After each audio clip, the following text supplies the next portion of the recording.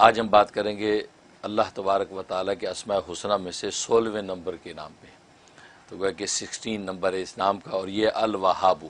अल वहाबू ये नाम जो है अल्लाह तबारक व तआला का कुरान करीम में 3 मरतबा आया है मुख्तलिफ जगह पर, और इसका माना होता है सब कुछ अता करने वाला। सब कुछ अता करने वाला उसको वहाब कहते हैं। और अल्लाह तबारक व तआला की ज़ात वहाब है, इसका मतलब कि वो ज़ात कि जो हर तरह की नेमत हर वक़्त हर लम्हा और हमेशा देती रहती है, उसको वहाब कहते हैं। इसलिए उलमा ने लिखा है कि वहाब अल्लाह तबारक व तआला के अलावा किसी और को नहीं कहा जा सकता, क्योंकि वहाब का मफ़हूम ही ऐसा है कि जो अल्लाह ही की ज़ात है, जो हर किस्म की नेमत देती है, हर वक्त देती है, हर लम्हा देती है और हमेशा देती रहती है। अब ये तो किसी बड़े से बड़े सखी दाता के अंदर ये तपड़ नहीं है, लिहाजा वहाब जो है वो अल्लाह के साथ ख़ास है। चुनांचे पुकारा भी जाए तो अब्दुल वहाब कह के पुकारना बेहतर है, क्योंकि वहाब सिर्फ अल्लाह की ज़ात है, कोई और नहीं है। हाँ, कोई और आदमी जब देता, किसी को तोहफ़ा दे दिया, हदिया दे दिया, तो उसको वाहिब कह सकते हैं, वाहिब।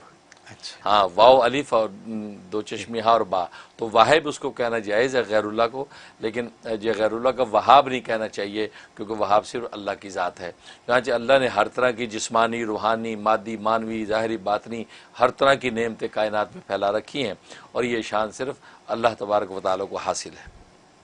जहाँ तक इसके फ़ज़ाइल व फ़वाइद का ताल्लुक़ है, सबसे बड़ा एक फ़ायदा यह है कि अगर आप मुस्ताजब दावत बनना चाहते हैं कि अल्लाह मेरी दुआएं कबूल किया करें, तो इसकी बड़ी तासीर है इस नाम में। सबसे आसान अमल यह है कि हर नमाज के बाद 7 मरतबा पढ़ें, सिर्फ 7 टाइम पढ़ना है। जब आप दुआ करने लगे तो 7 मरतबा या वहाबू पढ़ें, उसके बाद अपनी दुआएं मांगें। तो क्या कि 5 नमाज़ों के अंदर आपने गोया कि 7 मरतबा या वहाबू का विर्द करना है, तो इंशाअल्लाह आपको अल्लाह तबारक व तआला मुस्ताजब दावत के मुकाम पर कायम कर देंगे। सुभान। वरना इसी अमल को इस अंदाज से भी किया जा सकता है कि आपके नाम के जो आदाद हैं वो आप निकाल लें कि मेरे नाम के आदाद में 313 बन रहे हैं या 515 बन रहे हैं। अब उतनी तादाद में आप किसी एक नमाज के बाद, फजर की नमाज हो बहुत अच्छा है, या असर की नमाज हो तो बहुत अच्छा है, वरना फिर अपनी सहूलत से कोई वक्त रख लें, तो उतने जो है अदद के मुताबिक जो है इसका आप विर्द करें। और इसका जो अदद है वो 14 है, 14 इसका अदद है। हाँ, और इसका जो है वो मुफरद अदद जो है 5 बनता है, क्योंकि 1 और 4 को जमा करें 5 बनता है। तो लिहाजा किसी भी अमल के जब आप करेंगे इसको, तो 5 दिन में उसके असरात ज़ाहिर होने लगते हैं। तो ये इसमें ज़बरदस्त बात है। तो ये वहाब इससे पढ़ सकते हैं। और दूसरी इसके अंदर तासीर यह है कि अगर तंगदस्ती है, रिज़्क़ की फरावानी नहीं है, परेशानी है, उसके लिए 1414 दफ़ा का ये अमल ईशा के बाद का है। अव्वल आखिर 14 ही मरतबा दुरूद शरीफ, यानी जो इसका अदद है उसी की तादाद को सामने रख के आपने 1414 दफ़ा पढ़ना है, अव्वल आखिर 14 दफ़ा दुरूद शरीफ के साथ। और ये आपने जो है 41 डेज़ की नीयत से शुरू करना है। तो मैंने बताया हर 5 दिन के बाद इसकी तासीर ज़ाहिर होती है। लिहाजा उसी तरह आप खुद देखते रहेंगे इंशाअल्लाह कि 5-5 दिन के बाद उसके अंदर इंशाअल्लाह तरक्की और तासीर बढ़ती जाएगी। ये इसमें और एक फ़ायदा इसके अंदर यह है कि अगर कोई मुश्किल पेश आई हुई है और मुश्किल टलने वाली नहीं है, बहुत इंसान बेबस हो गया है, उसके लिए किसी खुले मैदान में चला जाए, खुले मैदान में जाके हाथ उठा ले अल्लाह के आगे, और हाथ उठा के 101 दफ़ा इसका विर्द करे, आसमान को देख के या वहाबू पढ़ता रहे। अव्वल आखिर 11 मरतबा दुरूद शरीफ पढ़ के अपने चेहरे पे हाथ फेर ले, इंशाअल्लाह इस 7 दिन के अंदर अंदर या 5 दिन के अंदर अंदर आपकी मुश्किल टल जाएगी। सुभान। इसके अंदर ये तासीर है। और एक तासीर इसकी है कि अगर जो है वो इंसान के औलाद का मसला है, औलाद नहीं है, चाहता है कि अल्लाह तबारक व तआला हर तरह की औलाद दे, बेटे भी दे, बेटियां भी दे, तो ये या वहाबों का जो अमल है वो बीवी अपने नाम के अदद के एतबार से कर ले या 313 दफ़ा कर ले। तो इसका विर्द करके ईशा के बाद पानी भी दम करें, मियाँ बीवी दोनों आधा आधा पानी पी लें, उससे होगा कि इंशाअल्लाह अल्लाह की रहमत हो जाएगी। और 90 डेज़ की नीयत से अमल शुरू रखें, इंशाअल्लाह अल्लाह की रहमत से अल्लाह जो है औलाद नरीना अता फरमाएंगे और वो साहिब औलाद हो जाएंगे।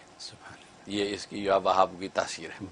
और अगर एक आदमी कसरत से इसका विर्द रखे, चलते फिरते उठते बैठते या वहाबू, तो फिर तो समझे कि उसको दुनिया की किसी नेमत की कमी नहीं होगी।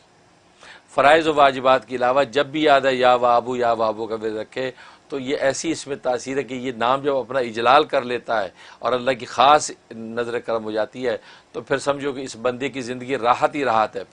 फिर इसको कोई कमी होने वाली नहीं है। ये इतनी ताकत है इस नाम के अंदर। और मैंने बताया कि हर 5 दिन के बाद जो है आप ज़रूर उसके अंदर तब्दीली महसूस करेंगे। अच्छा, बस औक़ात लोग कहते 5 दिन हो गए हमें तो पता ही नहीं चला, वो आपको नहीं पता चला, लेकिन तब्दीली अपना काम कर रही है।